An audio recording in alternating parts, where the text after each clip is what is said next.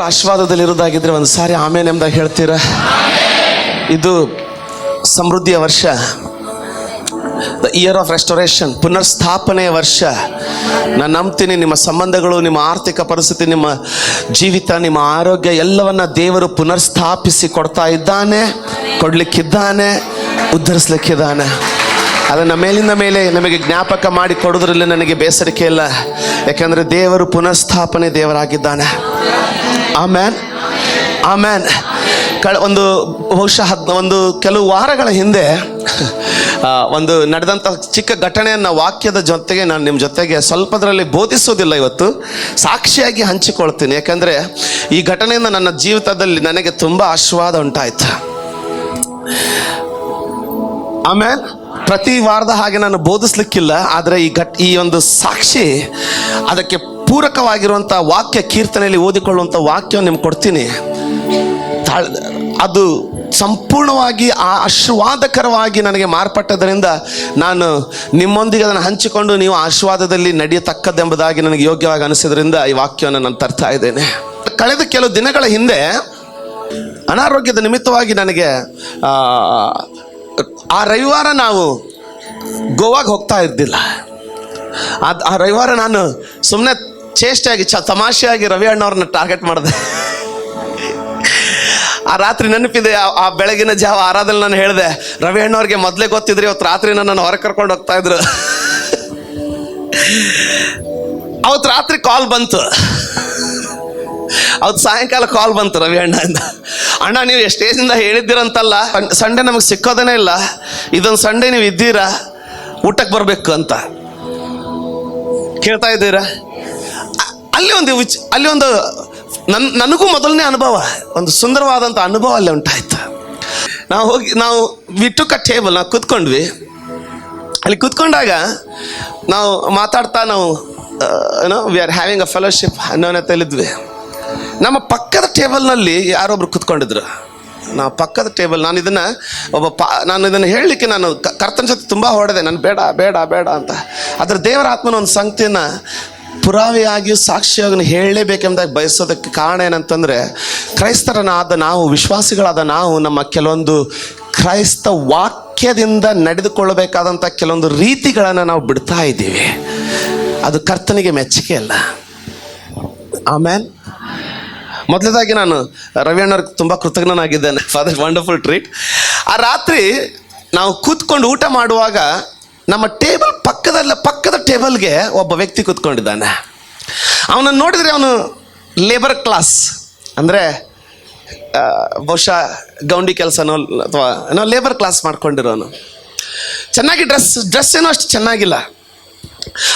ಅವನದೇ ಮಕ್ಕಳು ಅಥವಾ ಯಾವುದು ಗೊತ್ತಿಲ್ಲ, ಅವನ ಜೊತೆಗೆ ಇಬ್ಬರು ಮಕ್ಕಳು, ಒಂದು ಗಂಡು ಒಂದು ಹೆಣ್ಣು, ಚಿಕ್ಕ ಮಕ್ಕಳು. ಆ ಟೇಬಲಲ್ಲಿ ಅವ್ರು ಕೂತ್ಕೊಂಡಿದ್ದಾರೆ. ಆ ಒಂದು ಎಲ್ಲರ ಮಧ್ಯದಲ್ಲಿ, ಅಂದರೆ ಎಲ್ಲ ಚಲೋ ಒಳ್ಳೆ ಚೆನ್ನಾಗಿ ಬಟ್ಟೆ ತೊಟ್ಟಿರೋರು, ದುಡ್ಡಿರೋರು ಎಲ್ಲರೂ ಆ ಹೋಟೆಲಲ್ಲಿ ಊಟ ಮಾಡ್ತಾ ಇರುವಾಗ ನೋಡಿ, ಆತನ ಇದ್ದ ದುಡ್ಡಿನಲ್ಲೇ ತನ್ನ ಮಕ್ಕಳನ್ನು ಊಟಕ್ಕೆ ಕರ್ಕೊಂಡು ಬಂದ ಅವನನ್ನು. ಸೊ ಅದನ್ನು ನೋಡುವಾಗ ತುಂಬ ಸಂತೋಷ ಆಯ್ತು. ನನಗೆ ಅನಿಸ್ತಾ ಇತ್ತು, ದೇವರ ಆತ್ಮ ನನ್ನ ಜೊತೆ ಮಾತಾಡ್ತದೆ. ಆ ವ್ಯಕ್ತಿಯನ್ನು ನೋಡು, ಆ ಕ್ಯಾಟಗರಿ ಜನ ಯೂಶ್ವಲಿ ಕೆಲಸ ಮುಗಿದ ನಂತರ ಕುಡಿದು ಬಿದ್ದುಬಿಡ್ತವ್ರೆ, ಇಲ್ಲಾಂದರೆ ಹೆಂಡ್ತಿಗೆ ಓದಿತ್ತವ್ರೆ. ಆದ್ರೆ ಈತ ತನ್ನ ಇಬ್ಬರು ಮಕ್ಕಳನ್ನ ಕರ್ಕೊಂಡು, ಅನ್ಯನು, ಕ್ರೈಸ್ತನಲ್ಲ, ನನಗೆ ಅವನು ಪರಿಚಯ ಇಲ್ಲ, ಅವನು ಯಾರೋ ನನಗೆ ಗೊತ್ತಿಲ್ಲಮ್ಮ. ಒಂದು ವಿಷಯವನ್ನು ನೀವು ತಿಳ್ಕೊಳ್ಬೇಕು, ನಿನ್ನ ಜೀವಿತದಲ್ಲಿ ಯಾವುದೂ ಆಕಸ್ಮಿಕವಾಗಿ ಸಂಭವಿಸೋದಿಲ್ಲ. ನಾನು ಬೆಳಗ್ಗೆ ಜನರಿಗೆ ಹೇಳ್ತಾ ಇದ್ದೆ, ದೇವರು ನಮಗೆ ಸ್ವತಂತ್ರತೆಯನ್ನು ಕೊಟ್ಟಿಲ್ಲ, ಸ್ವತಂತ್ರತೆಯ ಬೀಗವನ್ನು ಕೊಟ್ಟಿದ್ದಾನೆ. ದೇವರು ನಮಗೆ ಗುಣಪಡಿಸುವಿಕೆಯನ್ನು ಕೊಟ್ಟಿಲ್ಲ, ಗುಣಪಡಿಸುವಿಕೆಯ ಬೀಗವನ್ನು ಕೊಟ್ಟಿದ್ದಾನೆ. ಆ ಬೀಗ ತೆರೆಯೋದು ನಿನ್ನ ಕೆಲಸ. ನಾವೇನು ಮಾಡಿಬಿಡ್ತೀವಿ ಅಂದರೆ, ನಮ್ಮ ನಡಕ್ಕೆಲ್ಲ ಬೀಗ ಕಟ್ಕೊಂಡ್ಬಿಟ್ಟು ಕುಣಿತಾ ಇದ್ದೀವಿ. ಆದರೆ ಬೀಗವನ್ನು ಅದರ ನಿಜವಾದಂಥ ಸ್ಥಳಕ್ಕೆ ಹಾಕಿ ಆ ಬೀಗ ತೆರೆಯೋದಾಗಿದ್ದರೆ ನಮ್ಮ ಜೀವಿತದಲ್ಲಿ ಬಲವಾದಂಥ ದೇವರ ಆಶೀರ್ವಾದ ಹರಿದು ಬರ್ಲಿಕ್ಕೆ ಸಾಧ್ಯ. ಆ ಬೀಗ ಇಟ್ಕೊಳ್ಳಿಕ್ಕಲ್ಲ, ಆ ಬೀಗ ತೆರೆಯೋದಕ್ಕೆ. ನನ್ನಲ್ಲಿ ಈ ಬೀಗ ಇದೆ ಅಂತ ತೋರಿಸ್ಕೊಳ್ಳೋದಕ್ಕಲ್ಲ, ಆ ಬೀಗವನ್ನು ಕಪ್ಪದಲ್ಲಿ ಹಾಕ್ಬಿಟ್ಟು ಅದನ್ನು ಓಪನ್ ಮಾಡಿದ್ರೆ ಬಲವಾದಂಥ ಹೇಳವಾದಂಥ ದೇವರ ಆಶೀರ್ವಾದ ನಮಗೆ ಬರಲಿಕ್ಕೆ ಸಾಧ್ಯ. ಅದ್ರಲ್ಲಿ ನಡಿಬೇಕಾದ್ರೆ ನಾವು ಆ ಬೀಗವನ್ನು ಉಪಯೋಗಿಸ್ಕೊಳ್ಬೇಕು. ಕೇಳ್ತಾ ಇದ್ದೀರ ಅಂದ್ಕೊಳ್ತೀನಿ. ಆತನ ನೋಡಿದ್ರೆ ನನ್ನ ಮನಸ್ಸಲ್ಲಿ ಏನೋ ತಳಮಳ ಆಗ್ಲಿಕ್ಕೆ ಸ್ಟಾರ್ಟ್ ಆಯ್ತು. ತುಂಬ ಜನ ಹೇಳ್ತಾರೆ, ಪಾಸ್ಟ್ರೇ ಅಲ್ಲಿ ನೋಡುವಾಗ ಎಷ್ಟು ಕಷ್ಟ, ನೋಡಿದ್ರೆ ಹೊಟ್ಟೆಲಿ ಒಂಥರ ಆಯಿತು, ನಿನಗೆ ಹೊಟ್ಟೆಲಿ ಒಂದು ಕಷ್ಟ ಒಂದೇನೋ ಆದರೆ ನಿನಗೆ ಆಶೀರ್ವಾದ ಆಗಲ್ಲ. ಆ ಕಷ್ಟದ ಬಗ್ಗೆ ನೀನೇನಾದರೂ ಅವನಿಗೆ ಸಹಾಯ ಮಾಡಿದರೆ ಏನೋ ಆಗುತ್ತೆ. ಪಾಸ್ಟ್ರೇ, ಬಡ ಮಕ್ಕಳು ಅವ್ರು ನೋಡಿದ್ರೆ ಹೊಟ್ಟೆಲಿ ಏನೋ ಆಗುತ್ತೆ, ತಗೊಂಡು ನಾನೇನು ಮಾಡಲಿ? ಆದರೆ ಆ ಮಕ್ಕಳಿಗೋಸ್ಕರ ಏನಾದರೂ ಮಾಡುವಾಗ ನೋಡು, ದೇವ್ರು ನೀನು ಆ ಬೀಗದ ಕೈಯಲ್ಲಿ ಆ ಬೀಗವನ್ನು ತೆರಿತೀಯ. ಏನೋ ಒಂದು ಶ್ರೇಷ್ಠ ಸಂಗತಿಯಲ್ಲಿ ಸಂಭವಿಸ್ತದೆ. Feeling is not important. Your reflection, your reaction to the feeling, how you implement your feeling in a beneficial to others is what matters for God to bless you. ನಿನಗೆ ಆಗುವಂಥ ಅನುಭವವನ್ನು ಬೇರೆಯವರ ಒಳಿತಕ್ಕೋಸ್ಕರ ಯಾವ ಉತ್ತಮವಾದ ರೀತಿಯಲ್ಲಿ ನೀನು ಅದನ್ನು ಬಳಸಿಕೊಳ್ತೀಯೋ ಅದು ಪರಲೋಕದ ದ್ವಾರಗಳನ್ನು ನಿನಗಾಗಿ ತೆರೀತದೆ. ಆಮೇಲೆ ಅಲ್ಲಿ ಕೂತ್ಕೊಂಡ್ಬಿಟ್ಟು ನನ್ನ ಮನಸ್ಸಲ್ಲಿ ತುಂಬ ಸಂತೋಷ ಆಗ್ತಾ ಇತ್ತು ಅವ್ರು ನೋಡಿದರೆ. ಆತನಿಗೆ ತನ್ನ ಬಡತನದ ಅರಿವು ಎಷ್ಟಂದ್ರೆ, ಎಷ್ಟಂತಂದ್ರೆ ಆತನು ಆ ವೇಟ್ರಿಗೆ, ಅಲ್ಲಿರುವಂಥ ವೇಟ್ರಿಗೆ ಆತನು ಆರ್ಡರ್ ಕೊಡ್ಲಿಕ್ಕೂ ಮುಜುಗುರ ಮಾಡ್ಕೊಳ್ತಾ ಇದ್ದಾನೆ. ಅವನ ಮನಸ್ಸಿನಲ್ಲಿ ಏನಂದ್ರೆ, ಆ ವೇಟ್ರಷ್ಟು ಯೋಗ್ಯತೆನೂ ನನ್ನಲ್ಲಿಲ್ಲ ಅಂತ ಒಂದು ಫೀಲಿಂಗೋ ಏನೋ. ಯಾಕಂದ್ರೆ ಅಲ್ಲಿರುವಂಥವ್ರು ಎಲ್ಲರ ಬಟ್ಟೆಗಿಂತಲೂ ಕೊಳೆಯಾದ ಬಟ್ಟೆ, ಚೀಪಾಗಿರುವಂಥ ಬಟ್ಟೆ ಅದ. ಅದು ಅಯರ್ನು ಮಾಡಲಿಲ್ಲ ಆ ಬಟ್ಟೆಗೆ. ನಾನು ಜೊತೆಗೆ ಹೇಳಿದೆ, ಆ ಯಪ್ಪನ ನೋಡು, ಬಹುಶಃ ಆತನ ಜೊತೆ ಕೆಲಸ ಮಾಡಿದವರೆಲ್ಲರೂ ಕುಡಿದು ಬಿದ್ದಿರ್ಬೋದು ಈಗ. ಆದರೆ ಈತನ ಮನೆಗೆ ಹೋಗ್ಬಿಟ್ಟು ಸ್ನಾನ ಮಾಡಿ ತನ್ನ ಮಕ್ಕಳನ್ನು ಸ್ನಾನ ಮಾಡಿಕೊಂಡು ಅವ್ರಿಗೆ ಸಂಡೇ ಮಕ್ಕಳ ಮೇಲಿನಂಥ ಮಮತೆಯಿಂದ ಆಮೇಲೆ ಅವ್ರನ್ನ ಉತ್ತೇಜಿಸೋದಕ್ಕಾಗಿ ಆ ಮಕ್ಕಳನ್ನ ಕರ್ಕೊಂಡ್ಬಿಟ್ಟು ತನಗಿರುವಂಥ ಕ್ಷಮತೆಯಲ್ಲಿ ಹೋಟೆಲಿಗೆ ಹೋಟೆಲ್ಗೆ ಕರ್ಕೊಂಡ್ಬಂದು ಆತನ ಊಟ ಮಾಡಿಸ್ತಾ ಇದ್ದಾನೆ. ಕೇಳ್ತಾ ಇದ್ದೀರಾ? ಸಮಯ ನೋಡಿ, ನಾವು ಹೋದಾಗಲೇ ಆತ ಬರಬೇಕಾ? ಸಂಡೇ ಇರೋದನ್ನೇ ಇಲ್ಲ ನಾನು, ಅದೊಂದೇ ಸಂಡೇ ನಾನಿರೋ ಒಂದೇ ಸಂಡೇ ನಾನು ಹೋದಾಗಲೇ ಇಂಥವರು ಬರಬೇಕಾ? ದೇವರು ನಿನ್ನ ಬೀಗವನ್ನು ಉಪಯೋಗಿಸೋದಕ್ಕಾಗಿ ತಕ್ಕ ಪರಿಸ್ಥಿತಿಗಳನ್ನು ನಿನಗೆ ರೂಪಿಸಿರ್ತಾನೆ. ಅದನ್ನು ನೀನು ಗುರುತಿಸ್ತಕ್ಕದ್ದು. ನೀನು ಗುರುತಿಸದೆ ಹೋದರೆ ನಿನ್ನ ಆಶೀರ್ವಾದಗಳನ್ನ ನೀನು ತೆರೆಯಲ್ಲ. ಕೇಳ್ತಾ ಇದ್ದೀರ? ಎಂಥ ಸಂದರ್ಭ ಇದು! ಆ ದಿನ ಬೆಳಿಗ್ಗೆ ನಾನು ತುಂಬ ಆಯಾಸಗೊಂಡು ಗೋವಾಕ್ಕೆ ಹೋಗೋದನ್ನು ಕ್ಯಾನ್ಸಲ್ ಮಾಡಬೇಕು. ಆ ವಾಕ್ಯ ನುಡಿತಾ ಇರುವಾಗ ಮಧ್ಯದಲ್ಲಿ ಏನೋ ಆನಂದದ ವಿಷಯವಾಗಿ ಸಹೋದರರಿಗೆ ನಾನು ಜೋಕ್ ಮಾಡಬೇಕು. ಅವರು ಅದನ್ನು ಪ್ರೀತಿಯಿಂದ ಸ್ವೀಕರಿಸ್ಕೊಂಡ್ಬಿಟ್ಟು ಅದೇ ರಾತ್ರಿ ಮುಂದಿನ ವಾರ ಮತ್ತೆ ಯಾವ ವರ್ಷ ನೀವು ಸಂಡೇ ಮನೆಯಲ್ಲಿರ್ತಾರೋ ಗೊತ್ತಿಲ್ಲ, ನೀವು ಬರಲೇಬೇಕಂತ ನನ್ನನ್ನು ಒತ್ತಾಯಿಸಬೇಕು. ನಾವೆಲ್ಲರೂ ಕೂಡ್ಕೊಂಡು ಅರ್ಧ ಗಂಟೆ ಲೇಟಾಗಿ ಹೋಗಿಲ್ಲ, ಅರ್ಧ ಗಂಟೆ ಬೇಗ ಹೋಗಿಲ್ಲ, ನಾವು ಹೋಗಿರುವಂಥ ಸಮಯಕ್ಕೆ ಈತ ಬರಬೇಕು. ನಾವು ಹೋಗೋದಕ್ಕಿಂತ ಮುಂಚೆ ಬಂದು ಹೋಗ್ಬೋದಿತ್ತಲ್ಲ ಆತ. ಯಾಕಂದ್ರೆ ನಾವು ಹೋಗಿರೋದು 8:30 ನಂತರ, ಮಕ್ಕಳು ಮಲಗೋ ಸಮಯ. ಈತನ ಮಕ್ಕಳು ಎಚ್ಚರವಾಗಿದ್ದಾರೆ. ನಿಜಾನ ಬ್ರದರ್? ನೋಡಿ, ಗುರ್ತಿಸಿ. ಯಾಕಂದ್ರೆ ದೇವರು ನಿನ್ನನ್ನು ಆಶೀರ್ವದಿಸಲಿಕ್ಕೆ ಬೇಕಾದಂಥ ಬೀಗದ ಕೈಗಳನ್ನು ತೆರೆಯುವಂಥ ಪರಿಸ್ಥಿತಿಗಳನ್ನು ನಿಮ್ಮ ಕಣ್ಣು ಮುಂದೆ ತರ್ತಾನೆ. ನೀನು ಕಣ್ಣು ಮುಚ್ಕೊಂಡು ಬಿಟ್ರೆ ಅವಕಾಶ ಹೋಗುತ್ತೆ, ನಿನ್ನ ಬೀಗದ ಕೈ ಅಲ್ಲೇ ಇರ್ತೈತೆ, ನಿನಗೆ ಮಾತ್ರ ಬಿಡುಗಡೆ ಆಗಲ್ಲ. ಗುರುತಿಸಿ, ಅದನ್ನು ಗುರುತಿಸ್ಬೇಕು. ನನ್ನ ಮನಸ್ಸಲ್ಲಿ ತುಂಬ ಆನಂದ ಅವ್ರು ನೋಡಿದಾಗ. ನಾನು ಹೇಳಿದೆ ಜ್ಯೋತಿಗೆ, I want to encourage this guy, ಈತನ ನಾನು ಉತ್ತೇಜಿಸ್ಬೇಕಂದ್ರೆ ನನಗೆ ಆಸೆ ಆಗ್ತದೆ. ನಾನು ಜ್ಯೋತಿಗೆ ಹೇಳಿದೆ, I want to pay his bill. ಆತನ ಬಿಲ್ಲನ್ನು ನಾನು ಕೊಡ್ಬೇಕು ಇವತ್ತು. ಆತ ಯಾರೋ ಗೊತ್ತಿಲ್ಲ, ಮೇಲೆ ತಿಲಕ ಹಚ್ಕೊಂಡಿದ್ದಾನೆ. ಇಲ್ಲಿ ಒಂದು ಧ್ವನಿ ಹೇಳ್ತಾ ಇದೆ, ಯಾರೋ ಏನೋ ಆತನ ಗೊತ್ತೂ ಆಗಲ್ಲ, ಯೇಸ್ವಾಮಿ ನಂಬದವ್ರು ಕೊಡಪ್ಪೋ. ಇಲ್ಲ, ದೇವರ ಆತ್ಮನ ನುಡಿಯುವಾಗ ದೇವರಿಗೆ ಕಾಣೋದು ಆತ್ಮ ಮಾತ್ರ, ನರಕಕ್ಕೆ ಹೋಗುವಂಥ ಆತ್ಮ ಮಾತ್ರ. ಕೇಳ್ತಾ ಇದ್ದೀರ ಅಂದ್ಕೊಳ್ತೀನಿ. ನಾನು ವೇಟ್ರನ್ನ ಕರೆದು ಆತನಲ್ಲಿ ರಿಕ್ವೆಸ್ಟ್ ಮಾಡಿದೆ, ಅಯ್ಯ ಒಂದು ಹೆಲ್ಪ್ ಮಾಡ್ತೀರಾ ಅಂದ್ರೆ ಏನು ಬೇಕಿತ್ತು ಸರ್? ಏನಿಲ್ಲ, ಪಕ್ಕದಲ್ಲಿ ಇದಾರಲ್ಲ ಪಿಸು ನುಡಿಯಲ್ಲ, ಅವ್ರು ನೋಡಿದೆ, ಪಕ್ಕದಲ್ಲಿ ಒಂದು ಟೇಬಲಲ್ಲಿ ಕೂತ್ಕೊಂಡಿದ್ದಾರಲ್ಲ, ದಯವಿಟ್ಟು ಅವ್ರ ಬಿಲ್ ಆದ ನಂತರ ಆ ಬಿಲ್ಲನ್ನು ದಯವಿಟ್ಟು ನನಗೆ ಕೊಟ್ಬಿಡಿ, ಅವ್ರಿಗೆ ತಿಳಿಸ್ಬೇಡಿ. ಅವ್ರಿಗೆ ಹೇಳಿ, ಆ ವ್ಯಕ್ತಿಗೆ ಹೇಳಿ, ನಿಮ್ಮ ಬಿಲ್ಲನ್ನು ಯಾರೋ ನಿಮ್ಮ ಮಕ್ಕಳಿಗೆ ನೀವು ಊಟ ಮಾಡಿಸೋದು ನೋಡಿ ಸಂತೋಷಪಟ್ಟು ತುಂಬಿ ಹೋಗ್ಬಿಟ್ಟಿದ್ದಾರೆ, ಭರ್ತಿ ಮಾಡಿದ್ದಾರೆ, ನೀನೇನು ಚಿಂತೆ ಬೇಡಬೇಡ, ಮನೆಗೆ ಹೋಗಂತ ಹೇಳ್ಬಿಡಿ. ಅದು ಒಳ್ಳೆ ಕಾರ್ಯ ಅಲ್ಲ, ಸ್ವಾರ್ಥದ ಕಾರ್ಯ ಅದು, ನಿಮ್ಗೆ ಗೊತ್ತಿಲ್ಲ. ಯಾಕೆ? ದೇವರು ಕೊಟ್ಟಿರುವಂಥ ಪರಿಸ್ಥಿತಿಯನ್ನು ಗುರುತಿಸೋದು. ಆಗ ನನಗೆ ತಿಳಿದಿರಲಿಲ್ಲ, ಸುಮ್ಮನೆ ಹೃದಯದಲ್ಲಿ ಆಶೆ ಬಂತು, ದೇವರ ಆತ್ಮನು ಪ್ರೇರೇಪಿಸದ. ಈ ವೇಟ್ರನ್ನು ದೇವರ ಆತ್ಮನ ಪ್ರೇರೇಪಿಸುವಾಗ ಒಳ್ಳೆ ವೇಟ್ರನ್ನು ಕೊಡ್ತಾನೆ. ಈ ವೇಟ್ರ್ ತುಂಬ ಕೋಆಪ್ರೇಟ್ ಮಾಡ್ದ. ಆ ಬಿಲ್ ಮಾಡಿಬಿಟ್ಟು 2 ಬಿಲ್ಲನ್ನು ಒಂದೇ ಸ್ಥಳದಲ್ಲಿ ತಂದುಬಿಟ್ಟು ನಮ್ಮಲ್ಲಿ ಕೊಟ್ಟ. ಸರ್ ಕೊಡ್ತೀನಿ ಬಿಡಿ ಅಂದೆ. ಅಣ್ಣ ಕಸ್ಕೊಂಡ್ಬಿಟ್ರು. ಆ ಬಿಲ್ಲನ್ನು ನಾನು ತೊಗೊಂಡ್ಬಿಟ್ಟು ಆ ಬಿಲ್ ಪೇ ಮಾಡಿಬಿಟ್ಟು ಅವ್ರು ಹೇಳಿದ್ವಿ ಯಾರು ಕೊಟ್ಟರು ಅಂತ ಹೇಳಬೇಡಿ. ಅದು ಕೊಟ್ಟ ನಂತರ ಅಲ್ಲಿ ಓಡೋ ಅವಸರ ನನಗೆ ಗೊತ್ತಾಗಬಾರ್ದು ಆತನಿಗಂತ. ಅಲ್ಲಿಂದ ನಾವೆಲ್ಲರೂ ಬೇಗನೆ ಡಿಸ್ಪರ್ಸ್ ಆಗಿಬಿಟ್ವಿ. ಡಿಸ್ಪರ್ಸ್ ಆಗುವಾಗ ನಾನು ಗಾಡಿ ತೆಗೆಯುವಾಗ ಈತ ಹೊರಗಡೆ ಬಂದಿದ್ದಾನೆ. ಹೊರಗೆ ಬಂದಾಗ ಆತನ ಮುಖದ ಮೇಲಿನ ಅಚ್ಚರಿ ನೋಡ್ಬೇಕು, ತುಂಬ ಗಾಬರಿ. ಅಲ್ಲಿ ಬರ್ತಾರಂತ ಹೋಟೆಲ್ನಿಂದ ಹೊರ ಬರ್ತಾರಂತ ಎಲ್ಲರ ಮುಖಗಳನ್ನು ಅಳಿತಾ ಇದ್ದಾನೆ. ಇವ್ರು ಕೊಟ್ಟಿರ್ಬೋದಾ ಮತ್ತೆಲ್ಲ ನನ್ನ ಮುಖ ನೋಡಿದಾನಂತ ಗಾಡಿ ತೊಗೊಂಡು ನಾವು ಓಡೋಗ್ಬಿಟ್ವಿ. ಕೇಳ್ತಾ ಇದ್ದೀರಾ? ಆಗ ನನಗೆ ಆದದ್ದು ಬರೀ ಆನಂದ ಮಾತ್ರ. ಅಲ್ಲಿ ಏನಾಯ್ತೋ ನನಗೆ ತಿಳಿಲಿಲ್ಲ, ಆದರೆ ಆತ್ಮಿಕ ಮಂಡಲದಲ್ಲಿ ಏನೋ ಆಗಿತ್ತು. ಕೇಳ್ತಾ ಇದ್ದೀರಾ? ಅದಾದ ನಂತರ ಬಲವಾದಂಥ ಆರ್ಥಿಕ ಬಿಡುಗಡೆ. ನಾನು ಅದು ಬೇಕಂತ ಮಾಡಿದ್ದಲ್ಲ. ಕೆಲವೊಂದು ಬೀಗದ ಕೈಯನ್ನು ತಿಳುವಳಿಕೆ ಇಲ್ಲದೆ ತೆರೆದುಬಿಟ್ಟಿರ್ತಾರೆ. ಅಂಜಾನೆ ಮೇಲೆ ಹೋಲ್ದೈತೆ ಕವಿ ಗೊತ್ತಿಲ್ಲದೇನೆ ಅಲ್ವಾ? ಬಲವಾದಂಥ ಬೀಗದ ಕೈ ತೆರೆದುಬಿಟ್ಟಿದ್ದು ನಾನು. ಅಂದಿನಿಂದ ನಾನು ನೋಡ್ತಾ ಇದ್ದೀನಿ, ಅಂದಿನಿಂದ ಇವತ್ತಿನವರೆಗೂ ದೇವರ ಆಶೀರ್ವಾದ ಇಷ್ಟು ಹೆಚ್ಚಾಗಿ ಸುರಿತಾ ಇದೆ ಅಂದರೆ, ಎಷ್ಟು ಹೆಚ್ಚಾಗಿ ಕರ್ತನ ಹೇಳುವಂತೆ ನಿನ್ನ ಪಾತ್ರೆ ತುಂಬಿ ಹೊರಸೂಸುವುದು. ದೇವರು ನಿಮ್ಗೆ ತರುವಂಥ ಪರಿಸ್ಥಿತಿಗಳನ್ನು ಅಸಡ್ಡೆ ಮಾಡಬೇಡ, ಸೊಕ್ಕು ಮಾಡಬೇಡ, ಕಣ್ಣು ಮುಚ್ಕೊಳ್ಬೇಡ, ಕಿವುಡನಂತ ಆಗಬೇಡ. ಇಷ್ಟು ಮಿಲಿಯ ಜನಸಂಖ್ಯೆ ಇರುವಂಥ ದೇಶದಲ್ಲಿ ಈ ಅಸಹಾಯಕ, ಈ ಬಡ ನಿನ್ನ ದೃಷ್ಟಿಗೆ ಏಕೆ ಬರಬೇಕು? ಯಾಕಂದ್ರೆ ದೇವರು ನಿನ್ನನ್ನು ಆಶೀರ್ವದಿಸ್ಲಿಕ್ಕೆ ಆರಿಸ್ಕೊಂಡಿದ್ದು. ಕೇಳ್ತಾ ಇದ್ದೀರ ಅಂದ್ಕೊಳ್ತೀನಿ. ಕಣ್ಣುಗಳು ಮುಚ್ಕೊಳ್ಬೇಡ. ಭಾಳ ವಿಶ್ವಾಸಿಗಳು ಇದನ್ನು ಮಾಡಿ ತಮ್ಮ ಆಶೀರ್ವಾದಗಳನ್ನು ಕಳೆದುಕೊಳ್ತಾ ಇದ್ದಾರೆ. ಯಾಕಂದರೆ ಅವ್ರೇನು ಅಂದ್ಕೊಳ್ತಾ ಇದ್ದಾರೆ ಅಂದರೆ, ಪ್ರಾರ್ಥಿಸಿದರೆ ನನಗೆ ಆಶೀರ್ವಾದ ಬರ್ತದೆ, ಪ್ರಾರ್ಥಿಸಿದರೆ ದೇವರ ದೃಷ್ಟಿ ನಿನ್ನ ಮೇಲೆ ಬರ್ತದೆ ಅಷ್ಟೇ. ಅದಾದ ನಂತರ ಒಂದು ಪರಿಸ್ಥಿತಿಯನ್ನು ಇಡ್ತಾನಾತ. ಅದರಲ್ಲಿ ನೀನು ಪಾಸ್ ಆದರೆ, ಅದರಲ್ಲಿ ನೀನು ದಾಟ್ಕೊಂಡ್ರೆ ದೇವರು ಶ್ರೇಷ್ಠವಾದಂಥ ಆಶೀರ್ವಾದಗಳನ್ನು ನಿನ್ನ ಮೇಲೆ ಸುರಿಸ್ಲಿಕ್ಕೆ ಮಾಡಿಸ್ತಾರೆ. ದೇವರು ಹೇಳೋದಂದ್ರೆ, ನೀನು ಭೂಮಿಗೆ ಉಪ್ಪಾಗಿದ್ದೀಯಾ. ಕರ್ತನಿಗೆ ಆ ಉಪ್ಪಿನ ರುಚಿಯನ್ನು ಕೊಡೋರನ್ನು ನೋಡಿದರೆ ಪ್ರೀತಿ. ಕರ್ತನಿಗೆ ಆ ಉಪ್ಪಿನ ರುಚಿಯನ್ನು ಇನ್ನೂ ಕೊಡ್ತಾ ಇರುವವರನ್ನ ಕಂಡಾಗ ಮಮತೆ.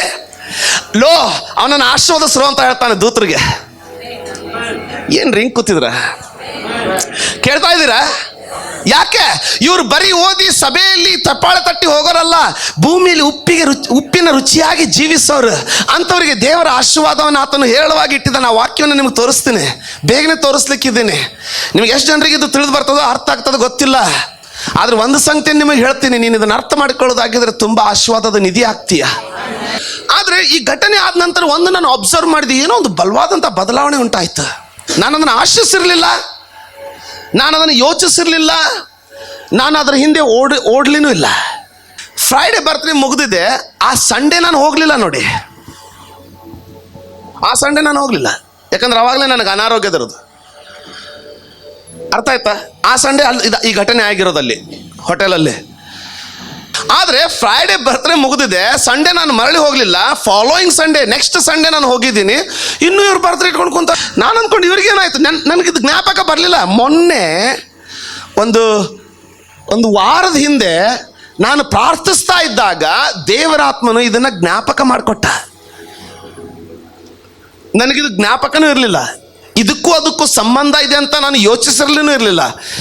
ನಾನು ಪ್ರಾರ್ಥಿಸ್ತಾ ಇದ್ದೆ, ದೇವರೇ ಈ ಸಾರಿ ನಾನು ಬರ್ತ್ಡೇ ಜಬರ್ದಸ್ತ ಮಾಡ್ಬಿಟ್ಟ ಸ್ವಾಮಿ, ದೇವ್ರು ಎಷ್ಟು ಆಶೀರ್ವದಿಸ್ಬಿಟ್ರು ಅಂತ ದೇವ್ರಿಗೆ ಕೃತಜ್ಞತೆ ಪ್ರಾರ್ಥನೆ ತೊಡಗಿರುವಾಗ ನಾನು ಏನು ಮಾಡಲಿಲ್ಲ, ನಿನ್ನದೇ ಒಳಗೆ ಕೊಟ್ಟಿದ್ದೀನಿ ಅಂದ. ನಾನು ಪ್ರಾರಂಭ ಮಾಡಿದೆ, ದೇವ್ರು ಏನು ಬದಲಾಯ್ತು. ಆವಾಗ ದೇವ್ರಿಗೆ ಜ್ಞಾಪಕ ಮಾಡಿಕೊಟ್ರ ಏನಾಯಿತು ಅಂತ. ಆ ದಿನದಿಂದ ನಾನು ಪ್ರತಿ ಬರ್ತ್ಡೇಗೆ ಕೇಕ್, ಬಿರಿಯಾನಿ, ಬೆನಡಿಕ್ಷನ್ ಮುಗಿತ. ಆದರೆ ಏನಾಯ್ತೋ ಗೊತ್ತಿಲ್ಲ, ಸಭೆ ಮುಗಿದ ನಂತರ ನನಗೋಸ್ಕರ ಪ್ರಾರ್ಥಿಸಿದ್ರು, ಆರಾಧನೆ ಮುಗೀತು, ಪ್ರಾರ್ಥಿಸಿದ್ರು, ಪ್ರಾರ್ಥನೆ ಮುಗಿಸ್ಕೊಂಡು ಬರ್ತಾ ಇದ್ರೆ ಅದೇನಾಯ್ತೋ ಗೊತ್ತಿಲ್ಲ, ಜನರಲ್ಲಿ ಒಬ್ಬರಾದ ನಂತರ ಒಬ್ರು ಆಶೀರ್ವಾದ ಮಾಡ್ಲಿಕ್ಕೆ ಸ್ಟಾರ್ಟ್ ಮಾಡಿದ್ರು. ಬೀಗದ ಕೈ ಅಂದ್ಕೊಳ್ಳಿ, ನೀವು ಈ ಸಭೆಯಲ್ಲಿ ಇರೋದು ಆಕಸ್ಮಿಕ ಅಲ್ಲ, ದೇವರದನ್ನು ಸೃಷ್ಟಿಸಿದಾನೆ. ನಿನ್ನ ಹೆಂಡತಿ ನಿನ್ನ ಜೀವನದಲ್ಲಿ ಬಂದಿರೋದು ಆಕಸ್ಮಿಕ ಅಲ್ಲ, ನಿನ್ನ ಗಂಡ ನಿನ್ನ ಜೀವನದಲ್ಲಿ ಬಂದಿರೋದು ಆಕಸ್ಮಿಕ ಅಲ್ಲ, ದೇವರ ಯೋಜನೆ ಇದೆ. ನಿನ್ನ ಮಕ್ಕಳು ಆಕಸ್ಮಿಕವಲ್ಲ, ಅವ್ರನ್ನ ನೆಗ್ಲೆಕ್ಟ್ ಮಾಡಬೇಡ. ಅವರ ಲೆಕ್ಕ ನಿನ್ನ ಕರ್ತನೆ ಕೊಡಬೇಕು. ಅದು ಆಕಸ್ಮಿಕ ಅಲ್ಲ, ಏನೋ ದೇವರ ಬಲವಾದ ಯೋಜನೆ ಅದರಲ್ಲಿದೆ. ನೀನು ಎಲ್ಲಿರುವಾಗ ಅನಾಥರಾಗಲಿ, ಕುಂಟರಾಗಲಿ, ಯಾವುದೇ ಒಂದು ಬಲಹೀನರು ನಿನ್ನ ಸಂಪರ್ಕದಲ್ಲಿ ಬರೋದು ಆಕಸ್ಮಿಕ ಅಲ್ಲ. ದೇವರು ಏನೋ ಒಂದು ಯೋಜನೆಯನ್ನು ನಿನ್ನಲ್ಲಿ ಇಟ್ಕೊಂಡಿದ್ದಾನೆ. ಪಾಸ್ಟ್ರೆ ನನಗೆ ಏನಿಲ್ಲ, ಇಲ್ಲ ನಿನ್ನಲ್ಲಿದೆ, ನಿನಗೆ ಕೊಡಲಿಕ್ಕೆ ಸಾಧ್ಯವಿರುವಂಥದ್ದಿದೆ. ಕೀರ್ತನೆ 41:1, ದಿಕ್ಕಿಲ್ಲದವರನ್ನ ಪರಾಂಬರಿಸುವವನು ಧನ್ಯನು. ಯಾರನ್ನ ಧನ್ಯ ಅಂತ ಕರಿತೀರಾ? ಬರೀ ದೊಡ್ಡ ಪಗಾರ ಇದ್ರೆ ಸಾಕಾಗಲ್ಲ. ಆ ಒಂದು ಸ್ಯಾಲರಿ ಜೊತೆಗೆ ಒಳ್ಳೆ ಆರೋಗ್ಯ ಇದ್ದಾಗ, ಆ ಆರೋಗ್ಯದ ಜೊತೆಗೆ ಒಳ್ಳೆ ಹೆಂಡತಿ ಇದ್ದಾಗ, ಒಳ್ಳೆ ಹೆಂಡತಿಯ ಜೊತೆಗೆ ವಿಧೇಯತ್ವದ ಮಕ್ಕಳಿರುವಾಗ, ವಿಧೇಯತ್ವದ ಮಕ್ಕಳ ಜೊತೆಗೆ ಉತ್ತಮವಾದ ಮನೆ ಇರುವಾಗ ಜನರನ್ನು ನೋಡ್ತಾರೆ, ಇವನು ಧನ್ಯನಂತಾರೆ. ಜನರಂತವರನ್ನು ನೋಡಿ ಇವರು ಧನ್ಯರಂತಾರೆ. ಇವನಿಗೆ ಏನು ಕಡಿಮೆ ಆಗಿದೆ? ದೇವರು ಎಲ್ಲವನ್ನು ಕೊಟ್ಟಿದ್ದಾನಲ್ಲ, ಧನ್ಯನ ಅಂತಾರೆ. ಬಡವನನ್ನ ಪರಾಂಬರಿಸುವವನು. ಈ ಧನ್ಯ ನಮ್ಮಲ್ಲಿ ಮಿಸ್ ಆಗ್ತಾ ಇರೋದಾಗಿದ್ರೆ ಬಡವರನ್ನ ನಾವು ಮಿಸ್ ಮಾಡ್ತಾ ಇರೋದ್ರಿಂದ. ಬೋಧಿಸ್ಲಿಕ್ಕೂ ನಾವು ಭಯ ಪಡಬಾರ್ದು, ಅದನ್ನ ಮಾಡ್ಲಿಕ್ಕೂ ನಾವು ಭಯ ಪಡಬಾರ್ದು. ಯಾಕಂದ್ರೆ ಅದು ದೇವರ ವಾಕ್ಯ. ದೇವರ ವಾಕ್ಯ ನೀನು ವಿಧೇಯನಾಗುವಾಗ ದೇವರು ಯಾರಿಗೂ ಸಾಲಗಾರನಲ್ಲ. ದೇವರು ಯಾರಿಗೂ ಸಾಲಗಾರನಲ್ಲ. ಕೇಳ್ತಾ ಇದ್ದೀರಾ? ಅದು ಅಲ್ಲಿಗೆ ಮುಟ್ಲಿಲ್ಲ. ಸತತವಾಗಿ ದೇವರ ಒದಗಿಸುವಿಕೆ ಒಂದು ಜಲ, ಲೈಕ್ ಎ ಸ್ಪ್ರಿಂಗ್. ಕೆಲವರಿಗೆ ಕೇಳೋದಷ್ಟೇ ಇಷ್ಟ, ಕೆಲವರಿಗೆ ಮಾಡೋದಿಷ್ಟ. ಆದ್ರೆ ನಾನು ಹೇಳ್ತೀನಿ, ಕೇಳಿ ಅಳವಡಿಸಿಕೊಂಡು ಅದನ್ನು ಪ್ರಾಯೋಗಿಕವಾಗಿ ಮಾಡಿ ಆ ಜಲಪ್ರವಾಹನ ಪಡೆದುಕೊಳ್ಳೋದು ಆಶೀರ್ವಾದ. ಬಡವನನ್ನ ಪರಾಂಬರಿಸುವವನು ಧನ್ಯನ. ಯಾಕೆ? ಯೆಹೋವನು ಅವನನ್ನು ಆಪತ್ಕಾಲದಲ್ಲಿ ರಕ್ಷಿಸುವನು. ಯಾರಾದ್ರೂ ಏನ ಆಪತ್ಕಾಲಕ್ಕೆ ನಿನಗೆ ಯಾರಾದರೂ ಬೇಕಂದ್ರೆ ಈಗಲೇ ಬಡವರನ್ನ ಪರಾಂಬರಿಸು. ಅದು ನಿನ್ನ ಆಪತ್ಕಾಲಿಗೆ ಇನ್ವೆಸ್ಟ್ಮೆಂಟ್. ಅದು ನಾವು ಇನ್ವೆಸ್ಟ್ಮೆಂಟ್ ಅಂತ ಬ್ಯಾಂಕಲ್ಲಿ ಇರ್ತೀವಿ, ಬ್ಯಾಂಕ್ ಅವರು ಓಡೋಗ್ತಾ ಇದ್ದಾರೆ ಈ ದಿನಗಳಲ್ಲಿ. ಆದರೆ ಇಲ್ಲಿ ಈತ ಎಲ್ಲಿ ಓಡೋಗಲ್ಲ. ನಿನ್ನೆ ಇದ್ದ ಹಾಗೆ ಇವತ್ತು ಎಂದೆಂದಿಗೂ ಇರುವಾತನು. ಈ ಇನ್ವೆಸ್ಟ್ಮೆಂಟ್ ಹುಸಿ ಬೀಳಲ್ಲ, ಈ ಇನ್ವೆಸ್ಟ್ಮೆಂಟ್ ನಾಶ ಆಗಲ್ಲ, ಇದಕ್ಕೆ ಯಾವುದೇ ಒಂದು ಕ್ರಿಮಿ ಕೀಟ ಹಿಡ್ಕೊಳ್ಳಲ್ಲ. ಬಡವನನ್ನ ಪರಾಂಬರಿಸುವವನು ಧನ್ಯನು. ಆಪತ್ಕಾಲಿನಲ್ಲಿ ಯೆಹೋವನು ಅವನಿಗೆ ರಕ್ಷಿಸುವನು. ಆ ರಕ್ಷಣೆ ಕರ್ತನಿಂದ ಬರ್ತದೆ. ಯೆರೆಮೀಯನಿಗೆ ದೇವರು ಹೇಳಿದ, ನಿನ್ನ ವಿರುದ್ಧವಾಗಿ ಏಳುವರು, ಆದರೆ ನಿನ್ನನ್ನು ಜಯಿಸಲಾರರು. ಯಾಕೆ? ಕರ್ತನು ತಾನೇ ಗೋಡೆಯಾಗಿ ಅವರಿಗೋಸ್ಕರ ನಿಂತುಕೊಂಡಿದ್ರ ನಿಮಿತ್ತವಾಗಿ. ಒಂದು ಸಾರಿ ಗೋವಾದಿಂದ ಬರ್ತಾ ಇದ್ದೆ, ಒಬ್ಬ ವ್ಯಕ್ತಿ ಹಿಚ್ಚಾಗಿ ಕೇಳ್ದ, ಹೆಲ್ಪ್ ಕೇಳಿದ್ರು, ಡ್ರಾಪ್ ಕೇಳಿದ್ರು. ನಾವು ನೋಡಿ ಏನು ಮಾಡ್ತೀವಿ ಅಂದರೆ, ಸ್ವಲ್ಪ ನಮ್ಮ ಅಳತೆ ಕೋಲು ಬೇರೆ. ಅವ್ರ ಹೇರ್ ಸ್ಟೈಲ್ ನೋಡಿಬಿಟ್ಟು ಅಳಿತೀವಿ, ಅವರ ಡ್ರೆಸ್ ಕ್ವಾಲಿಟಿ ನೋಡಿ ಸ್ವಲ್ಪ ನಾವು ಅವ್ರನ್ನ ಅಳಿತೀವಿ. ಅದು ಈತ ಸಿಂಪಲ್ ಡ್ರೆಸ್ ಹಾಕ್ಕೊಂಡಿದ್ದ. ನನಗೆ ಅದು ಪ್ರೀತಿ. ಈತ ಬಂದು ಕೂತ್ಕೊಂಡ ಮಾತು ಪ್ರಾರಂಭ ಆಯ್ತು. ಸರ್ ಎಲ್ಲಿವ್ರು ಅಂದ. ನಾನು ಬೆಳಗಾವಿ ಇವ್ರು ಅಂದೆ. ನಾನು ಗೋವಾದವನಂದ. ಮಾತಾಡಲಿಕ್ಕೆ ಸ್ಟಾರ್ಟ್ ಮಾಡಿದ್ವಿ. ಕೊನೆಗೆ ತಿಳಿದು ಬಂದಿದ್ದೇನೆ ಅಂದರೆ ಆತನ ಫಾರೆಸ್ಟ್ ಆಫೀಸರಲ್ಲಿ ಒಂದು ಗ್ರೇಡ್ ಏನೋ ಒಂದು ಫಾರೆಸ್ಟ್ ಒಂದು. ನಾನು ಎಲ್ಲಿಗೆ ಹೋಗ್ಬೇಕು? ಮುಂದೆ ಸುರುಲ್ ಕ್ರಾಸಿಗೆ ಹೋಗ್ಬೇಕು.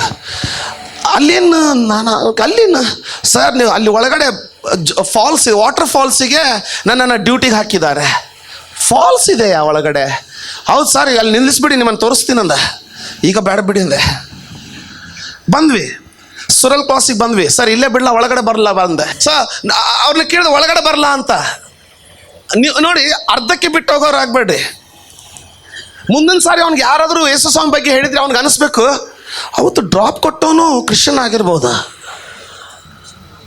ಯಾಕಂದ್ರೆ ಎಲ್ಲರೂ ಅರ್ಧ ಮಧ್ಯಕ್ಕೆ ಬಿಟ್ಟು ಹೋಗೋರು. ನನ್ನ ಇವತ್ತು ಒಳಗಡೆ ಬಂದು ಬಿಟ್ಟು ಅವತ್ತು ಇವ್ರು ಹೇಳಿ ನೋಡಿದ್ರೆ ಯೇಸು ಸ್ವಾಮಿ ಎಲ್ಲ ಗುಣಗಳಿದೆ, ಅವನು ಕ್ರಿಸ್ತನೇ ಆಗಿರ್ಬೇಕು ಅಂತ. ಕ್ರಿಸ್ತನ ನಾಮಕ್ಕೆ ಮಹಿಮೆ ಬರಬೇಕು. ಬಿಟ್ಕೊಂಡು ನೋಡಿ, ಆತನ ಹತ್ತಿಸ್ಕೊಳ್ಳುವಾಗಲೇ ಧ್ವನಿ. ಈ ಸೈತಾನು ಭಾಳ ನನ್ಗೆ ಧಾರವಾಡ ಭಾಷೆ ಭಾಳ ಕಿಡ್ಡಿ ಮಾಡ್ತಾನಂತ. ಭಾಳ ಕಿವಿಯಲ್ಲಿ ಹೇಳ್ತಾ ಇದ್ದಾನೆ, ಒಬ್ಬನೇ ಪ್ರಾರ್ಥನೆ ಮಾಡ್ತೀನಂತ ಕಾರಲ್ಲಿ ಬಂದು ಈಗ ಹತ್ತಿಸ್ಕೊಳ್ತಾ ಇದ್ದೀಯ, ಟಂಗ್ಸಲ್ಲಿ ಹೋಯ್ತಾ? ನಾನಂದು ಯಾವುದು ಏನು ಮಾಡೋದು? ಅದೇ ಯೇಸು ಸ್ವಾಮಿ ನನಗೆ ಇದನ್ನು ಹೇಳಿದ್ದಾನೆ, ಅಸಹಾಯಕರನ್ನು ಸಹಾಯ ಮಾಡಂತ. ಹೋಗ್ಬಿಟ್ಟ. ಈತ ಬಂದ, ಮಾತಾಡ್ತಾ ಇದ್ದೀವಿ. ಸ್ವಾಮಿಲಿ ಕೇಳ್ತಿದ್ದೆ, ಸ್ವಾಮಿ ನಾನು ನಿನ್ನ ವಾಕ್ಯಕ್ಕೆ ಅನುಗುಣವಾಗಿ ನಾನು ಸ್ವೀಕರಿಸಿದ್ದೀನಿ, ಈತ ನನ್ನ ಕ್ಷಮಿಸಪ್ಪ. ಆತನ ಹಿಡಿಯೋದೇ ತಡ, ನಾನು ಪ್ರಾರ್ಥನೆ ಸ್ಟಾರ್ಟ್ ಮಾಡಿದೆ. ಆಗ ಮಿರರಲ್ಲಿ ನಾನು ನೋಡಿದೆ, ಬ್ಯಾಕ್ ಮಿರರ್ ಇರ್ತದಲ್ಲ, ಬ್ಯಾಕ್ ಮಿರರಲ್ಲಿ ನೋಡಿದ್ರೆ ಈತ ಇಳಿದ್ಬಿಟ್ಟು ತನ್ನ ಸೈಡ್ ಬ್ಯಾಗ್ನಿಂದ ಒಂದೇನೋ ಪೇಪರ್ ತೆಗೆದ್ಬಿಟ್ಟು ನನ್ನ ಕಾರ್ ನಂಬರ್ ಬರ್ಕೊಳ್ತಾ ಇದ್ದ. ಬೇಗ ಬೇಗ ನನ್ನ ಕಾರ್ ನಂಬರ್ ಬರ್ಕೊಳ್ತಾ ಇದ್ದ. ಯೇಸು ಸ್ವಾಮಿ ನಮಗೊಂದು ಮಾತನ್ನು ಹೇಳಿದ್ದಾನೆ ಕೀರ್ತನೆಗಳ ಬರೆದ ಪ್ರವಾದನ ಗ್ರಂಥದಲ್ಲಿ, ನಿನ್ನ ರೊಟ್ಟಿಯನ್ನ ನೀರಿನ ಮೇಲೆ ಚೆಲ್ಲು, ತಕ್ಕ ಸಮಯಕ್ಕೆ ಅದು ಮರಳಿ ಬರ್ತದಂತೆ. ನಿನ್ನ ರೊಟ್ಟಿಯನ್ನ ನೀರಿನ ಮೇಲೆ ಹಾಕು, ಅದು ತಕ್ಕ ಸಮಯದಲ್ಲಿ ಮರಳಿ ಬರ್ತದೆ. ಹಾಕುವಾಗ ಚಿಂತೆ ಮಾಡಬೇಡ, ಎಲ್ಲಿಂದ ಬರ್ತದೆ ಅಂತ ಲೆಕ್ಕ ಹಾಕಬೇಡ. ಯಾಕಂದ್ರೆ ನಿನ್ನ ಕಣ್ಣು ಮುಂದೆ ಬರೀ ಬಂಡೆಗಳು ಬಂದ್ರು ಆ ಬಂಡೆಯಲ್ಲಿ ಹೋಲ್ ಹೊಡಿದೇನೆ ಬೋರ್ವೆಲ್ ಹಾಕೋನಾತ. ನಂಬರ್ ಬರ್ಕೊಂಡ. ನಾನು ಅಂದ್ಕೊಂಡೆ, ಇವನಿಗೆ ನಾನು ಯಾವಾಗ ಸಿಗೋದು ಅಲ್ವಾ, ಇವನಿಗೆ ಹಿಂಗೆ ನಂಬರ್ ಬರ್ಕೊಳ್ತಾನೆ. ಅದು ಒಂದು ಖಾತ್ರಿ ಆಯಿತು, ಇದು ಕಪಟಿ ಅಲ್ಲ. ಕಪಟಿ ಆಗಿದ್ರೆ ಸರ್ ನಿಮ್ಮ ನಂಬರ್ ಹೇಳಿ ಅಂತ ಮುಂದೆನೇ ಬೇಕಂತ ಗೊತ್ತಾಗೋಂಗೆ ತಗೊಳ್ಳೋನು. ಇಳಿದ ನಂತರ ನನ್ನ ಗಾಡಿ ನಂಬರ್ ನೋಟ್ ಮಾಡ್ಕೊಳ್ತವನೆ. ತಿಳಿಲಿಲ್ಲ ನೋಡಿ, ಕೊಡುವಾಗ ದೇವ್ರ ಯೋಜನೆ ತಿಳಿಲ್ಲ ರೀ. ನೀವು ಮಾಡುವಾಗ, ನೀವು ಕೊಡುವಾಗ ದೇವ್ರ ಯೋಜನೆ ತಿಳಿಯಲ್ಲ. ಬರುವಾಗ ಅಯ್ಯೋ ಇದಾ ದೇವ್ರ ಯೋಜನೆ ಅನ್ನಿಸ್ತದೆ. ಒಂದು 10 ದಿನಗಳಾದ ನಂತರ ನನಗಿದು ಅರಿವೇ ಇರಲಿಲ್ಲ. ಒಂದು 10 ದಿನಗಳಾದ ನಂತರ ಏನಾಯ್ತು ಅಂದರೆ, ಪಾಸ್ಟ್ ದೇವ ಇಲ್ಲಿ ಬೋಧನೆಗೆ ಬಂದಿದ್ರು ತಮ್ಮ ಕುಟುಂಬದ ಜೊತೆಗೆ. ನಾನು ಅವ್ರನ್ನ ಗೋವಾಕ್ಕೆ ಹಾಲಿಡೇಗೆ ಕರ್ಕೊಂಡು ಹೋಗೋನು. ನಾನು ಅಲ್ಲಿ ಕಣ್ಕೊಂಬಿ ವಿಲೇಜ್ ದಾಟಿದ ನಂತರ ನೆನಪಾಯ್ತು, ಈತ ನಂಬರ್ ತೊಗೊಂಡಿದ್ನಲ್ಲ ಆಫೀಸರ್. ದೇವ್ರು ಕೇಳಿದೆ, ವಾಟರ್ ಫಾಲ್ಸ್ ನೋಡ್ತೀರಾ? ಅವ್ರು ಹೇಳಿದ್ರು, ಎಲ್ಲಿ ಸುರಲ್ ಕ್ರಾಸಿಗೆ ಇದೆ ಅಂತ. ನಾನು ನೋಡಿಲ್ಲ, ಇವತ್ತೇ ನೋಡೋಣ ಅಂದೆ. ನೋಡೋಣ ಅಂದ್ರೆ ಆಮೇಲೆ ನಾನು ಬಂದ್ಮೇಲೆ ನಂತರ ಒಳಗಡೆ ಪ್ರವೇಶ ಮಾಡಿದ್ವಿ. ಸುರಲ್ ಕ್ರಾಸ್ ಒಳಗಡೆ ಹೋದ್ವಿ. ಆ ವಾಟರ್ ಫಾಲ್ಸ್ ನಾನು ನೋಡಿರಲಿಲ್ಲ. ಸೊ ನಾನು ಅಲ್ಲಿ ಹೋಗಿ ಗೇಟ್ ಹಾಕಿದೆ. ಅಲ್ಲಿ ಹೋಗಿ ಗಾಡಿ ನಿಲ್ಸಿದೆ ತಡ. ಯಾರು ಬರ್ತಾರೆ ಹೊರಗಡೆ? ಚೌಕಿಯಿಂದ ನೋಡಿದ್ರೆ ಈ ಅಪ್ಪ ಹೊರಗಡೆ ಬರ್ತಾ ಇದ್ದಾನೆ. ಅದೇ ಸಮಯಕ್ಕೆ ಅದೇ ಡ್ಯೂಟಿ ಇರಬೇಕಾ ಅವ್ರಿಗೆ? ಆಮೇಲೆ ಕೆಳಗಡೆ ಹಿಡಿದು, ಹಲೋ ಸರ್, ಓ ಸರ್ ಆ ಬಾಳೆ ಕೈಸೆ ಪ್ರಾರಂಭ ಆಯ್ತು ಅಲ್ಲಿ ಮಾತು.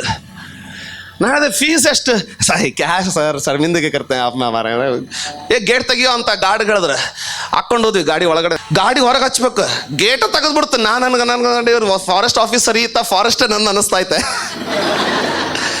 ಹೊರಗಡೆ ಗಾಡಿ ಹಚ್ಚಿ ಹೋಗ್ಬೇಕು, ನಮ್ಗೆ ಗೇಟ ತೆಗೆದ್ಬಿಟ್ರು. ಒಳಗಡೆ ಹೋಗ್ಬಿಟ್ವಿ. ಸ್ಪಾಟ್ವರೆಗೂ ಗಾಡಿ ಒಯ್ದು ಚೆನ್ನಾಗಿ ಆರಾಮ್ ಕುತ್ಕೊಂಡು ನಮ್ಮ ಫ್ಲಾಸ್ಕಲ್ಲಿ ಟೀ ಕುಡ್ಕೊಂಡು ವಾಟರ್ ಫಾಲ್ಸ್ ನೋಡಿ ಎಂಜಾಯ್, ಟೇಕ್ ಫೋಟೋಗ್ರಾಫ್ಸ್. ಸೊ ಈ ದೇವರು ಈ ಪೃಥ್ವಿಯನ್ನು, ಭೂಮಿಯನ್ನು ದೇವರು ನಮಗೆ ಅರಸುಗಳನ್ನಾಗಿ ಅನುಭವಿಸಿ ಕೊಟ್ಟಿದ್ದಾನೆ. ಆದರೆ ಎಲ್ಲಿವರೆಗೆ ಅರಸು ಬಡವನನ್ನು ಪರಾಂಬರಿಸುವುದಿಲ್ವೋ ಅಲ್ಲಿವರೆಗೆ ಭೂಮಿಯ ಫಲವನ್ನು, ಉಳಿತನ್ನು, ಆ ಆಶೀರ್ವಾದವನ್ನು ಅನುಭವಿಸಲಿಕ್ಕೆ ನಮಗೆ ಆಗಲ್ಲ. ಇದು ಕರ್ತನ ನಿಯಮ. ನಮ್ಮ ಧಾರವಾಡದಲ್ಲಿ ಒಂದು ಮಾತಾಡೋದು, ಹಲ್ಲಿದ್ದಾಗ ಕಡ್ಲಿ ಇಲ್ವಂತೆ, ಕಡ್ಲಿದ್ದಾಗ ಹಲ್ಲಿಲ್ವಂತೆ. ಆ ಪರಿಸ್ಥಿತಿ ನಮಗಲ್ಲ. ದೇವರಿಗೆ ಹಲ್ಲು ನಿನ್ನಲ್ಲಿ ಯಾವಾಗಿದೆ, ಯಾವಾಗ ಕಡ್ಲಿ ಕೊಡ್ಬೇಕಂತ ಚೆನ್ನಾಗಿ ಗೊತ್ತು. ನೀನು ಬಡವನನ್ನು ಪರಾಂಬರಿಸೋದಾಗಿದ್ರೆ ತಕ್ಕ ಸಮಯದಲ್ಲಿ ಪೃಥ್ವಿಯ, ಭೂಮಿಯ ಆಶೀರ್ವಾದಗಳನ್ನು ಅನುಭವಿಸುವಂಥ ಕೃಪೆಯನ್ನು ದೇವರನ್ನ ಕೊಡ್ತಾನೆ. ಅರ್ಥ ಮಾಡ್ಕೊಳ್ಳಿ, ಬೀಗದ ಕೈ ನಿನ್ನಲ್ಲಿದೆ. ಬಡವನನ್ನು ಪರಾಂಬರಿಸು. ಯೆಹೋವನು ನಿನ್ನನ್ನು ಕಷ್ಟ ಕಾಲದಲ್ಲಿ ವಿಮೋಚಿಸುವನು, ರಕ್ಷಿಸುವನು. ಬಡವಳಿಯ ಕೊಟ್ಟಿದ್ದಾನೆ ದೇವರ ಆಶೀರ್ವಾದಗಳನ್ನು. ಸೋಲ್ಬೇಕಾಗಿಲ್ಲ ನಾವು. ಪಾಸ್ಟ್ರೆ ಸಮಯ ಹೋಗ್ಲಿಲ್ಲ, ಅಯ್ಯ ಇದೇ ದಿನದಿಂದ ನಿನ್ನ ಪ್ರಾರಂಭ ಮಾಡಲಿಕ್ಕೆ ಸಾಧ್ಯ. ಯಾಕಂದ್ರೆ ದೇವರು ಆ ಕೃಪೆಯನ್ನು ನಿನ್ನ ಮೇಲೆ ಸುರಿಸಿದ್ದಾನೆ. ದೇವರು ಆ ಪರಿಸ್ಥಿತಿಗಳನ್ನು ತರ್ತಾನೆ, ಆ ಜನರನ್ನು ತರ್ತಾನೆ, ದಿಕ್ಕಿಲ್ಲದವರನ್ನು ತರ್ತಾನೆ. ಆಗ ಕಣ್ಣು ಮುಚ್ಕೊಳ್ಬೇಡ, ಕಿವಿ ಮುಚ್ಕೊಳ್ಬೇಡ, ಸುಮ್ಮನೆ ಹೋಗ್ಬಿಡಬೇಡ. ಯೇಸು ಸ್ವಾಮಿ ಹೇಳಿದ, ಮೇಕ್ ಫ್ರೆಂಡ್ಸ್ ವಿತ್ ಕರಪ್ಟೇಬಲ್ ಮ್ಯಾಮನ್. ನಶಿಸಿ ಹೋಗುವಂಥ ದುಡ್ಡು, ನಶಿಸಿ ಹೋಗುವಂಥ ಸ್ವಾಸ್ಥ್ಯದಿಂದ ನೀನು ಸ್ನೇಹಿತರನ್ನ ಮಾಡಿಕೋ. ಅದಕ್ಕೋಸ್ಕರ ನೀನು ಸ್ನೇಹಿತರನ್ನ ಕಳ್ಕೊಂಡು ನಿನ್ನ ಜೀವನ ಕಳ್ಕೊಳ್ಬೇಡ. ಯಾಕೆ? ಇದು ಹೋಗೋದಾಗಿದ್ರೆ ದೇವರು ಮತ್ತೊಂದನ್ನು ಕೊಡ್ತಾನೆ. ಕೊಡೋನು ನೋಡಿ, god is not resource, he is the source. ದೇವರು ಒಂದು ಮಾಮೂಲಾಗಿರುವಂಥ ಮೂಲವಲ್ಲ, ಆತನೇ ಮೂಲ. ಬರುವುದೆಲ್ಲವೂ ಆತನಿಂದಲೇ ಬರುವುದು. ಆ ಮೂಲವೇ ನಿನ್ನ ಜೊತೆಗಿರುವಾಗ, when the source itself is with you, never worship the resource. Resource will die, source will never die. Resource will surely die, but the source will never ever die. ಮೂಲ ಶ್ರೋತ, ಬೇರೆ ಚಿಕ್ಕ ಶ್ರೋತಗಳನ್ನು ಬಿಟ್ಟುಬಿಡಿ. ಕರ್ತನ ಮೂಲ ಶ್ರೋತನಾದವನು ನಿಮ್ಮ ಜೊತೆಗಿದ್ದಾನೆ. ಆ ಮೂಲ ಶ್ರೋತ ಎಂದಿಗೂ ಒಣಗೋದಲ್ಲ, ಅದು ಎಂದಿಗೂ ಬಿದ್ದು ಹೋಗೋದಲ್ಲ. ಆತನು ಸದಾಕಾಲ ನಿನ್ನ ಜೊತೆಗಿದ್ದಾನೆ. ಬಡವನನ್ನು ಪರಾಂಬರಿಸುವವನು ಧನ್ಯನು. ಮುಂದೆ ಹೋದ ಮುಗಿಸ್ಕೊಳ್ಳೋಣ. ಯೆಹೋವನು ಅವನನ್ನು ಆಪತ್ಕಾಲದಲ್ಲಿ ರಕ್ಷಿಸುವನು. ಯೆಹೋವನು ಅವನ ಪ್ರಾಣವನ್ನು ಕಾಪಾಡಿ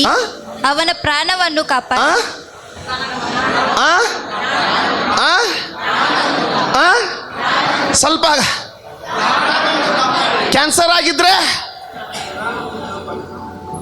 ಏನು ಕಾಪಾಡ್ತಾನೆ, ಭಯ ಪಡಬೇಡ. ಸೊ ಪಾಸ್ಟರ್ ಒಂದು ಸಾಕ್ಷಿ ಕೊಟ್ರೆ ಏನಂತ, ಸ್ವಲ್ಪ ದಿನದ ಹಿಂದೆ ಅಚಾನಕ್ಕಾಗಿ ಒಮ್ಮೆ ಅವ್ರಿಗೆ ಗಂಟ್ಲಲ್ಲಿ ನೋವು ಬರಲಿಕ್ಕೆ ಸ್ಟಾರ್ಟ್ ಆಯ್ತು. ಇಲ್ಲಿ ಹೊರಗಡೆ ಒಂದು ಚಿಕ್ಕ ಬೊಬ್ಬೆ ಕಾಣಿಸ್ಕೊಳ್ತು. ಇವರಿಗೆ ಅದನ್ನು ಇನ್ನು ನೋವು, ಅದ್ರ 3 ದಿನದಲ್ಲಿ ಅದು ಇಷ್ಟು ದೊಡ್ಡದಾಗಿ ಅವ್ರಿಗೆ ಮಾತಾಡ್ಲಿಕ್ಕೆ ಬರ್ದಾಗಾಯ್ತು. ಅವಾಗ ಅವ್ರು ಅಂದ್ಕೊಂಡ್ರಿ ಡಾಕ್ಟರ್ ಹತ್ರ ಹೋಗಲೇಬೇಕು. ಡಾಕ್ಟರ್ ಹತ್ರ ಹೋದ್ರಂತೆ. ಡಾಕ್ಟರ್ ಹತ್ರ ಹೋದರೆ ಡಾಕ್ಟ್ರು ಚೆನ್ನಾಗಿ ಪರಿಚಯದವ್ರು ಎಲ್ಲ ಚೆನ್ನಾಗಿ ಎಕ್ಸಾಮ್ ಮಾಡಿಬಿಟ್ಟು ಅವ್ರು ಹೇಳ್ತಾ ಇದ್ದಾರೆ, ದೇವ ಕ್ಯಾನ್ಸರ್ ಕಣೋ, ಕ್ಯಾನ್ಸರ್ ಅಂದ್ರಂತೆ. ದೇವ ಹೇಳಿದ್ರಂತೆ, ನಾನು ನೋಡ್ಕೊಳ್ತೀನಿ, ಏನು ಚಿಂತೆ ಮಾಡಿ ಬಿಡ್ಬಿಡಿ. ಮನೆಗೆ ಬಂದ್ರಂತೆ. ಮನೆಗೆ ಬಂದು, ದೇವ್ರು ಇದೇನಾಯ್ತು, ಯಾಕೆ ಹಿಂಗಾಯ್ತು? ನಿನ್ನ ಪ್ರಕಾರ, ನಮ್ಮ ಕ್ಯಾಲೆಂಡರ್ ಪ್ರಕಾರ ನನ್ನ ಸೇವೆ ಇನ್ನೂ ಮುಗ್ದಿಲ್ಲಲ್ವಾ? ಕೇಳ್ತಾ ಇದ್ದೀರಾ? ಆದರೆ ಮಾತಾಡ್ಲಿಕ್ಕೆ ಬರ್ತಲ್ಲ, ತುಂಬ ನೋವು. ಬೆಡ್ ಮೇಲೆ ಕೂತ್ಕೊಂಡ್ಬಿಟ್ಟು ಪ್ರಾರ್ಥಿಸ್ತಾ ಇದ್ರಂತೆ. ಒಂದು 7 ದಿನಗಳಾದಮೇಲೆ ಪ್ರಾರ್ಥಿಸ್ತಾ ಬೆಡ್ ಮೇಲೆ ಮಲಗಿರುವಾಗ ಓರ್ಕೊಂಡು, ಹಿಂದೆ ಪಿಲ್ಲೋ ಇಟ್ಕೊಂಡು ಓರ್ಕೊಂಡು ಪ್ರಾರ್ಥಿಸ್ತಾ ಅಲ್ಲೇ ನಿದ್ದೆ ಬಂದ್ಬಿಟ್ಟದ. ಮಲಗಿದ್ದಾರೆ. ಆಗೊಂದು ಕನಸು, ಅದು ಸೇವೆ ಬಗ್ಗೆ ಒಂದು ಕನಸನ್ನು ದೇವರ ಆತ್ಮನವ್ರು ತೋರಿಸ್ದ. ಆ ಕನಸು ತೀರ್ತಾ ಇದ್ದಂಗೆ ಅವ್ರಿಗೆ ಸ್ವಲ್ಪ ಎಚ್ಚರಿಕೆ ಆಗ್ತಾ ಇದ್ದಂಗೆ ಏನೋ ಒಂದು ರೀತಿ ವೆಟ್ ಫೀಲಿಂಗ್, ಒಂದು ಹಸಿ ಅನುಭವ. ಇದೇನು ಹಸಿ ಅನುಭವ ಅಂತ ನೋಡಿದ್ರೆ ಏನಾಗಿದೆ, ಆ ಗಡ್ಡೆ ಒಡೆದು ಎಲ್ಲ ಹೊರಗಡೆ ಬಂದು ಸ್ಕಿನ್ ನಾರ್ಮಲ್ ಆಗಿಬಿಟ್ಟದೆ. ಮಾರನೇ ದಿನ ಗಡ್ಡೆ ಚಿಕ್ಕದಾಗ್ತಾ ಈ ಸಂಡೆ ಬಂದಾಗ ನೋಡಿದ್ರೆ ಈ ಚಿಹ್ನೆ ಅಲ್ಲ, ಹಂಗೆ ಆಗಿತ್ತಂತೂ ಗೊತ್ತಿಲ್ಲ. ನೋಡಿ, ದೇವರು ತನ್ನ ಭಕ್ತನ ಮೇಲೆ ರೋಗಗಳನ್ನು ನೋಡುವಾಗ ಸಂತೋಷ ಪಡುವವನಲ್ಲ, ಆತನನ್ನು ಪರೀಕ್ಷಿಸಿ ಮುಗಿದ ನಂತರ ಆತನನ್ನು ಗುಣಪಡಿಸುವಂಥ ದೇವರಾತ. ಬಡವನನ್ನು ಪರಾಂಬರಿಸು, ಯಾಕೆಂದರೆ ದೇವರು ನಿನ್ನ ಪ್ರಾಣವನ್ನು ಕಾಯುತ್ತಾನೆ. ಮುಂದಿನ ಸಾರಿ ಕಣ್ಣಿಗೆ ಕಾಣುವಾಗ ಗ್ರ್ಯಾಬ್ ದ್ಯಾಟ್ ಅಪಾರ್ಚುನಿಟಿ. ಅದನ್ನು ಭಾರ ಅಂತ ಎಣಿಸ್ಬೇಡ. ದೇವ್ರು ನನಗೊಂದು ಅವಕಾಶ ಕೊಟ್ಟ ಅಂತ ಉಲ್ಲಾಸಿಸಿ ಅಲ್ಲಿ ನಿನ್ನ ಕೆಲಸವನ್ನು ಮಾಡು. ದೇವರಿಂತೂ ಸಾವಿರಾರು ಅವಕಾಶಗಳು ನಮ್ಗೆ ಕೊಡ್ತಾನೆ. ಅದಕ್ಕೆ ನಾವು ಕುರುಡರಾಗೋದು ಬೇಡ, ಅದಕ್ಕೆ ನಾವು ಕಿವಿ ಇಲ್ಲದೆ ಇರೋರಾಗೋದು ಬೇಡ. ಯಾಕಂದರೆ ದೇವರು ಆಶೀರ್ವದಿಸೋದಕ್ಕಾಗಿ ಹೊರಟಿದ್ದಾನೆ. ಆಮೇಲೆ ನಾನು ನಿಮಗೆ ಹೇಳ್ತೀನಿ, ದೇವರು ನಿಮ್ಮ ಸತ್ತ ಆರ್ಥಿಕ ಪರಿಸ್ಥಿತಿಯನ್ನು ಪುನರುಜ್ಜೀವನಗೊಳಿಸ್ತಾನೆ. ದೇವರು ನಿನ್ನ ಸತ್ತ ಆರೋಗ್ಯವನ್ನು ಪುನರುಜ್ಜೀವನಗೊಳಿಸ್ತಾನೆ. ದೇವರು ನಿನ್ನ ಸಂಬಂಧಗಳನ್ನು ಪುನರುಜ್ಜೀವನಗೊಳಿಸ್ತಾನೆ. ದೇವರು ಸತ್ತಂತ ನಿನ್ನ ಜ್ಞಾನವನ್ನು ಪುನರುಜ್ಜೀವನಗೊಳಿಸ್ತಾನೆ. ಬಡವನನ್ನು ಪರಾಂಬರಿಸುವನು ಧನ್ಯನು. ಸತ್ತೋದದ್ದೆಲ್ಲವನ್ನು ನಾವು ತಿರುಗಿ ಪಡೆದುಕೊಳ್ಳಲಿಕ್ಕೆ ಸಾಧ್ಯ. ನಾನು ಹೇಳ್ತೇನೆ, ಅದನ್ನು ಮರೆತು ಬಿಡಬೇಡಿ. ಯಾಕಂದರೆ ಯೇಸು ಸ್ವಾಮಿ ಆ ದಿನ ಹೇಳಲಿಕ್ಕಿದ್ದಾನೆ, ನಾನು ಹಸ್ದಿದ್ದೆ, ನೀವು ನನಗೆ ಉಣಿಸಿದ್ರಿ. ನಾನು ಬಾಯಾರಿದ್ದೆ, ನನಗೆ ನೀವು ಕುಡಿಲಿಕ್ಕೆ ಕೊಟ್ರಿ. ನಾನು ಆಸ್ಪತ್ರೆಯಲ್ಲಿ ಸೆರೆಮನೆಯಲ್ಲಿ ಬಿದ್ದುಕೊಂಡಿದ್ದೆ, ನೀವು ನನ್ನನ್ನು ಸಂದರ್ಶಿಸಲಿಕ್ಕೆ ಬಂದ್ರಿ. ಬನ್ನಿ, ನಿಮ್ಮ ಯಜಮಾನನ ಸ್ವಾಸ್ಥ್ಯದಲ್ಲಿ ಪ್ರವೇಶಿಸ್ರಿ. ಎಡಗಡೆ ಒಂದು ಸಮೂಹ ಇತ್ತಂತೆ. ಅವ್ರು ಯಾರು ಅಂದರೆ, ಅವರು ಬರುವಂಥ ಸ್ಥಿತಿಯಲ್ಲಿ ದೇವರು ಈಗಲೇ ಇದನ್ನು ಯಾಕೆ ಮಾಡಬೇಕು, ಅವತ್ತೇ ನಾನು ಅನಾರೋಗ್ಯ ಆಗಬೇಕು, ಅವತ್ತೇ ಇವರು ನನ್ನನ್ನು ಊಟಕ್ಕೆ ಕರಿಬೇಕು, ಅವತ್ತೇ ನಾನು ಹೋಟೆಲ್ಗೆ ಹೋಗಬೇಕು.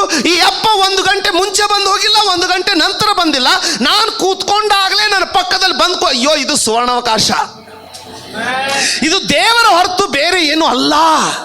ಅದನ್ನು ಗುರುತಿಸ್ರಿ.